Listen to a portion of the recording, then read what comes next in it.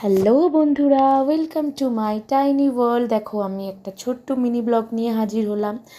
সেটি হলো father's day, অর্থাৎ 16th জুনের। আমি আর আমার মেয়ে দুজনে মিলে আমরা সারপ্রাইজ দিয়েছিলাম আমাদের ফ্যামিলির ফাদারদের, অর্থাৎ আমাদের বাড়ির ব্যাকবোন, আমার শ্বশুরমশাই, আমার হাজব্যান্ড আর দাদা, এই তিনজনকেই। তো প্রথমে বাবা একটু না না করছিল, তারপর দেখো খুব খুশি হয়েছে। দুই ছেলে পাশে বসে রয়েছে, নাতি নাতনি।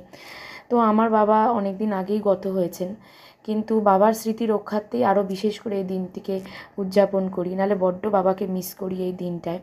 আমার শ্বশুরমশাই আমার বাবার আরেক রূপ বলতে পারো। কোনো অংশেই আমাকে আমার বাবার থেকে কম সে আমাকে ভালোবাসে না।